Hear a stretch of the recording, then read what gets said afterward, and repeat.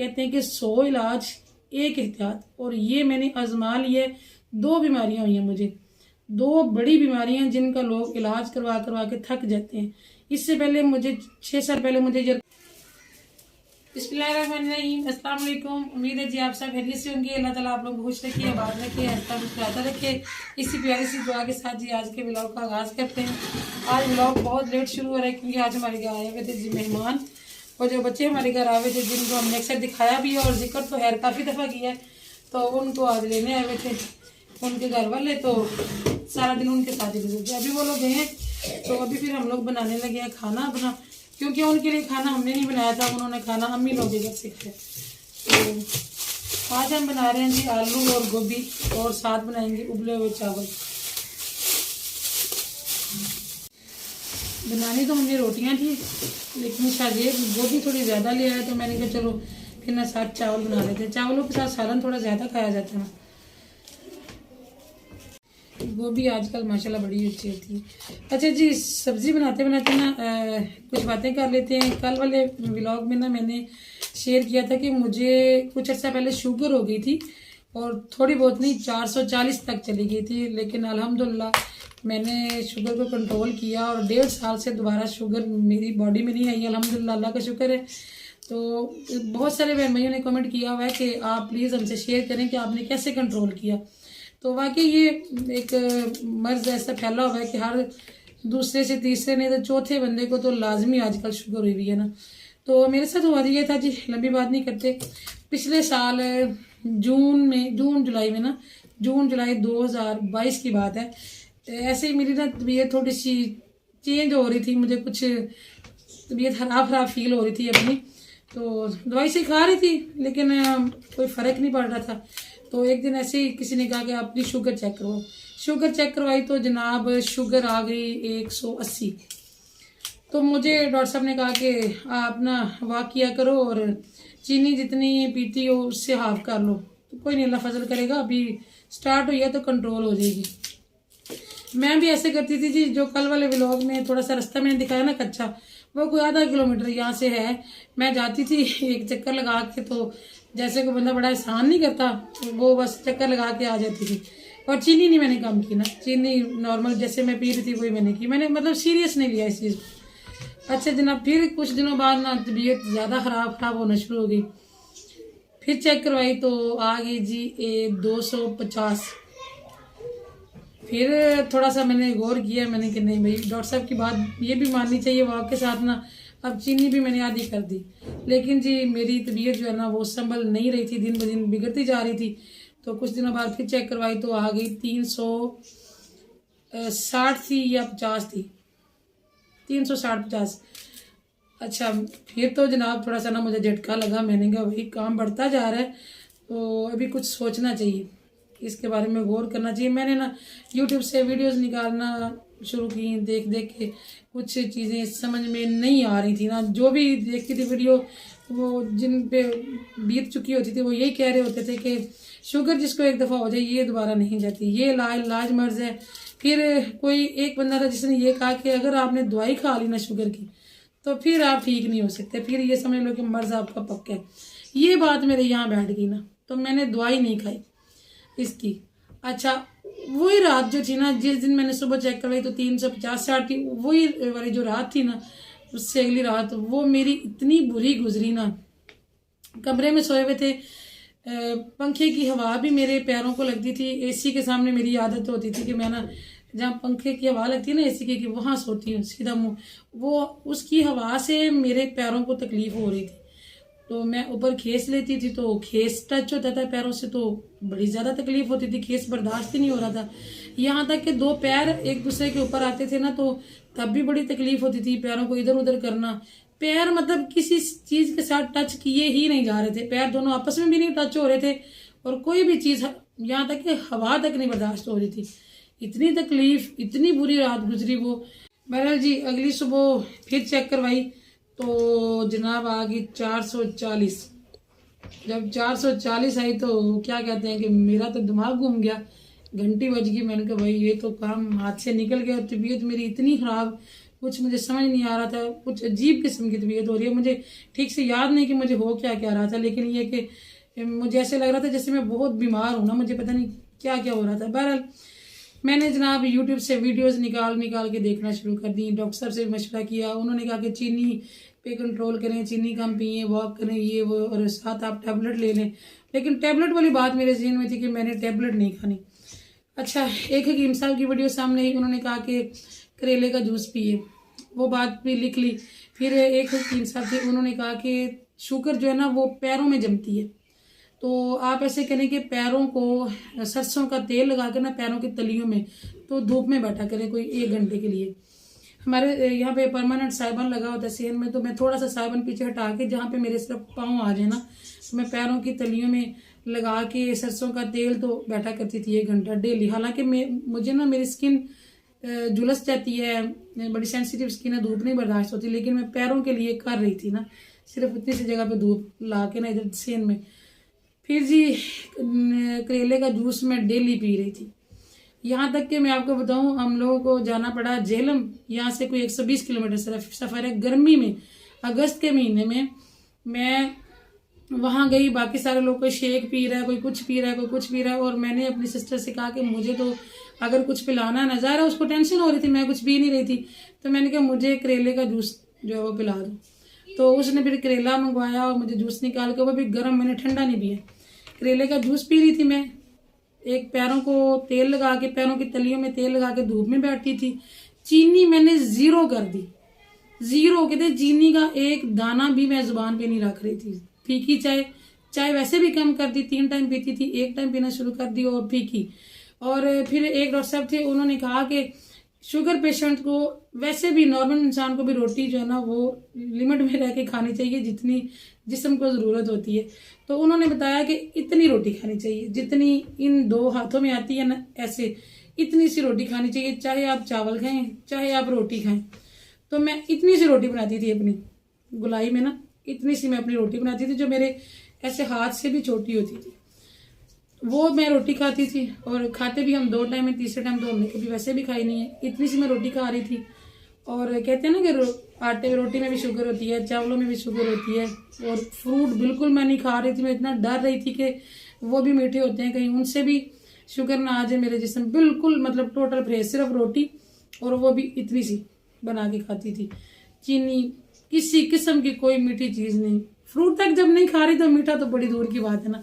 यहाँ तक कि मुझे इकबाल साहब ने ना वो शुगर फ्री गोलियों की डब्बी ला कर दी, कहते हैं ये डाल लिया करो, फीकी चाय की आदत नहीं है तो चलो। मैंने वो भी 1 दिन डाली, फिर मैंने सोचा मैं गया पाकिस्तान में कोई चीज़ असल तो कम ही मिलती है, तो ये ना हो कि ये भी नकल हो और इसके अंदर मतलब मिलावट ही हो और मुझे नुकसान दे जाए। मैंने वो भी नहीं इस्तेमाल की, फीकी चाय पीती रही। और अल्हम्दुलिल्लाह मुझे अपनी तबीयत थोड़ी बेहतर होना शुरू होगी, महसूस होगी। तो कुछ दिनों बाद मैंने कोई हफ्ते बाद दोबारा से चेक करवाई, और वाह हाँ, उन्हीं दिनों में मैंने ना तहज्जुद पढ़ना शुरू की थी, जो सबसे मैं समझती हूँ कि मेरा प्लस पॉइंट है। उन्हीं दिनों में मैंने तहज्जुद शुरू की थी। तहज्जुद का टाइम मैंने और पहले कर दिया, मैं और जल्दी उठती थी, तहज्जुद पढ़ती थी, कुरान पाक का मैं आधा पारा हर रोज़ पढ़ती थी, सूरह यासीन पढ़नी, कुछ तस्बीहां पढ़ती हूँ, वो तो मेरी रूटीन में शामिल है। तो वो पढ़ के तो मैं घर की सफाई पहले मैं फातिमा करके जाती है, मैं आप लोगों को बताती रहती हूँ। तो तब मैंने ये करना कि पढ़ के तहज्जुद तो मैंने घर की सफाई शुरू कर लेनी, वाइपर पकड़ना, मतलब झाड़ू पकड़ना, पाइप लगाना, वो मतलब ये कि अपनी एक्टिविटीज़ जो है वो मैंने बढ़ा ली।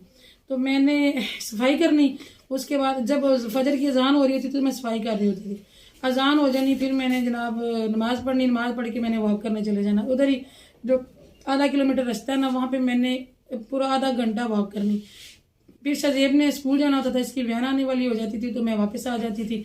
मतलब ये कि मैंने अपने आप को एक्टिव कर लिया पहले से ज़्यादा। गर्मियाँ थी, गर्मियों में मेरा काम भी नहीं होता, उन दिनों मैंने चैनल भी पहले वाला भी जो हम पहले चला रहे थे वो भी तकरीबन छोड़ा हुआ था, तो तकरीबन फ्री थी, कभी बैठ जाती थी चारपाई पे। लेकिन शुगर होने के बाद मैंने बैठने वाला अपना जो सिलसिला वो बिल्कुल ख़त्म कर दिया और अपनी एक्टिविटीज़ बढ़ा ली। घर के काम पहले से ज़्यादा जो पेंडिंग पड़े हुए थे वो भी करने लग गई। मतलब ये कि मेरे मियाँ भी ये कहते हैं कि आप अपनी एक्टिविटीज़ बढ़ाओ। जो लोग एक्टिव होते हैं, चलते फिरते रहते हैं, भारी भारी काम करते हैं, उनको शुगर नहीं होती। अब पता नहीं इसमें उनका क्या तजर्बा है ये मैं नहीं जानती। बहरहाल मैं अपने तजर्बे की बात कर रही हूँ कि ये सारी मेरी रूटीन रही। मैंने फिर एक्स्ट्रा बातें भी की, खुसूसी अपनी बीमारी के लिए अल्लाह ताला से दुआ भी की, तहज्जुद पढ़ी, और नमाज तो अल्हम्दुलिल्लाह बचपन से अम्मी ने आदत डाली हुई है, वो तो पहले से थी ज़िंदगी में। और सबसे बड़ी ये बात है जी, नमाज़ों की पाबंदी करें और एहतियात करें। कहते हैं कि 100 इलाज एक एहतियात, और ये मैंने आजमा लिया। 2 बीमारियां हुई हैं मुझे, 2 बड़ी बीमारियां जिनका लोग इलाज करवा करवा के थक जाते हैं। इससे पहले मुझे 6 साल पहले मुझे जरकान हुआ था, वो भी मैंने एहतियात से ही ख़त्म किया था, और ये बीमारी भी मैंने एहतियात से ख़त्म की। अच्छा जी, 1 हफ्ते बाद चेक करवाई, जब ये मैं सारा कुछ कर रही थी, मुझे खुद फील हो रहा था मैं बेहतर हो रही हूँ। 1 हफ्ते बाद चेक करवाई तो 330 आई, अल्हम्दुलिल्लाह लगा बेहतर हो रही है। फिर 4-5 दिन बाद फिर चेक करवाई तो 260 थी। अच्छा, फिर 3 दिन बाद फिर चेक करवाई 150 थी शायद, इस तरह से। और फिर 2-3 दिन बाद फिर मुझे मतलब वो सुकून आ रहा था, तसल्ली हो रही थी ना चेक करवाने से, तो मैं जल्दी जल्दी करवा रही थी। 2-3 दिन बाद तो चेक करवाई, 2 दिन बाद फिर तो नॉर्मल थी, 110 थी या 12 थी, इतनी थी। अल्हम्दुलिल्लाह, अल्लाह का शुक्र है, उस दिन से लेके ये दिन आ गया, मैं बिल्कुल नॉर्मल लाइफ जी रही हूँ। अच्छा, ये हुआ बाद में कि इतने कंट्रोल करने के बाद ये हुआ, फ्रूट भी नहीं, दूध भी नहीं, रोटी भी थोड़ी सी, कुछ भी जब सारा कुछ छोड़ दिया ना, तो फिर वीकनेस बड़ी ज़्यादा होगी। शुगर तो ख़त्म होगी, लेकिन कमज़ोरी मुझे इतनी ज़्यादा होगी ना, फिर कमज़ोरी को ख़त्म करने के लिए 2 ड्रिप्स लगी, 2 बोतलें लगवाई ताकत की, तो वो भी कमज़ोरी ठीक होगी। फिर ये कि मैंने सर्च किया कि शुगर पेशेंट फ्रूट कौन कौन सा खा सकते हैं, तो वो भी मेरे नॉलेज में आया कि 2 अमरूद भी आप खा सकते हो, एप्पल भी खा सकते हो, लेकिन एक लिमिट में रह के। वो फिर मैंने साथ साथ शुरू कर लिए, और अपनी रूटीन का खाना पीना, यकीन करें अब मैं नॉर्मल खाना खाती हूँ, डट के खाती हूँ। हम लोग मीठे के शौकीन है, मतलब ये नहीं कि मीठा पसंद नहीं है, कुछ लोगों को होता है ना मीठा पसंद नहीं होता, हमें पसंद है। बहुत ज़्यादा तो नहीं खाते, लेकिन खाते हैं, ठीक ठाक खाते हैं। और चाय भी मीठी ही पसंद है। एक लोग होते हैं ना फीकी सी, 1 चम्मच ये वो, नहीं भाई, मुझे ठीक ठाक, बड़ा ज़्यादा भी नहीं कि कड़वा हुआ हो मीठे से, उस तरह भी नहीं, लेकिन नॉर्मल सही मीठा मुझे पसंद है, और मैं वैसे ही पीती हूँ। अल्हम्दुलिल्लाह, अल्हम्दुलिल्लाह, अल्लाह पाक का बड़ा एहसान है। 1.5 साल हो गया, कभी शुगर दोबारा नहीं हुई। मैं हर 10 दिन बाद, 15 दिन बाद, 20 दिन बाद मैं चेक करवाती रहती हूँ। अभी 15 दिन पहले ना तकरीबन मैंने चेक करवाई तो 134, तो मुझे ये भी लगा कि भाई गड़बड़ हो रही है, तो मैंने 2 टाइम की चाय फीकी कर दी, 1 टाइम चीनी वाली, 2 टाइम की फीकी।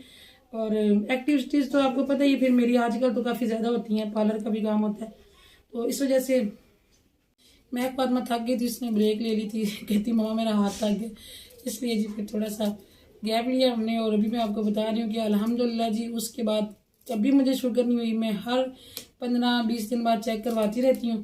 तो कुछ दिन पहले बताया ना कि 134 आ गई थी, तो फिर थोड़ी सी केयर की, और अभी 3 दिन पहले चेक करवाई है तो 100 पूरी 100, हाँ पूरी 100 थी।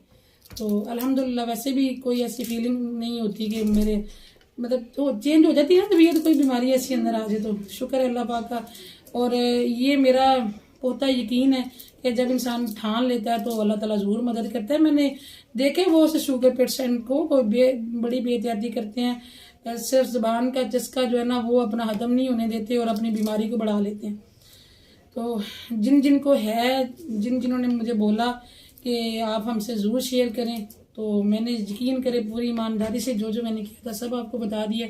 तो बाकी मेरी दुआएं आप लोगों के साथ हैं। अल्लाह ताला मुझे भी इस बीमारी से दोबारा महफूज रखिए। अल्लाह पाक आप सबको भी हर बुरी बीमारी से, हर बीमारी से, हर तकलीफ से अल्लाह पाक आपको महफूज फरमाए।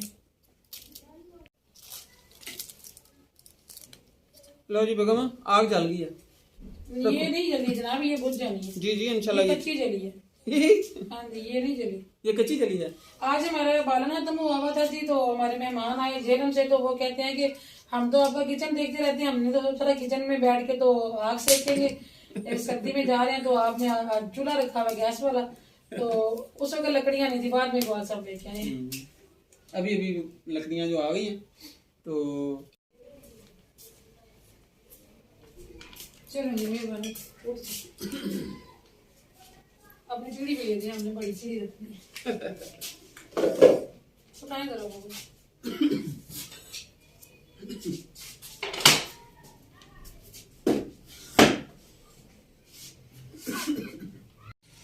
आप लोग जी मुझे बेवकूफ़ ना समझना कि मैं बाहर बैठ के सर्दी में कुकिंग कर रही हूँ। आप यकीन करें कि मैं यहाँ पे इतनी पुरसकून रहती हूँ ना। असल में जो किचन है ना हमारा, उसमें खड़े होके कुकिंग करनी पड़ती है, और खड़े होके मुझे इतनी सर्दी लगती है ना, टांगे सुन हो जाती हैं। यहाँ मैं बड़ा पुरसकून महसूस करती हूँ। तो इसके अलावा जी मेरी सिस्टर है जिन्होंने कल कमेंट किया था कि आप मुझे भी बताइए, मुझे भी शुगर है। तो आप लोग मेरे एक्सपीरियंस से ज़रूर फ़ायदा उठाइएगा। मैं सच कह रही हूँ, मैं भी नॉर्मल मीठा खाती हूँ, मैं मिठाइयाँ भी खाती हूँ, मैं चॉकलेट्स भी खाती हूँ, मैं फ्रूट भी खाती हूँ, मैं ठीक ठाक मीठा चाय में 3 टाइम डाल के पीती हूँ। अल्हम्दुलिल्लाह, अल्लाह पाक का बड़ा करम है, मालिक का बड़ा एहसान है। अल्लाह पाक बचाए रखे इससे, दोबारा कभी शुगर मुझे नहीं हुई। ठीक है जी, फिर इसके साथ ही आप हमें इजाज़त दें, क्योंकि मैं तो यहाँ बैठ गई हूँ आग के नीचे, मगर हमारा कैमरा मैन बेचारा जो हुआ सर्दी में खड़ा हुआ है। और वैसे भी हांडी रख ली है तो पता चला है कि मिर्ची खाता है। असल में अच्छा मिलता है ना जुम्मे को घर का। तो सौदे मंगवाने थे, मेहमान आए हुए थे, तो फिर ध्यान लगी रही तो मंगवाए नहीं, राशन मंगवाया नहीं, तो वो चीज़ें कुछ कम थी। तो अभी थोड़ा लेट ही हो जाएगा, अजान भी होने वाली है। फिर अभी मेरा दिल यही है कि मैं हांडी को उतार देती हूँ, क्योंकि इकबाल साहब अभी मिर्ची लेने गए हैं। तो मिलेंगे इंशाल्लाह नेक्स्ट किसी और अच्छे से ब्लॉग के साथ। दुआ में याद रखिएगा, अपना भी रखिएगा जी, बहुत सारा ख्याल। मिल, अल्लाह हाफिज़।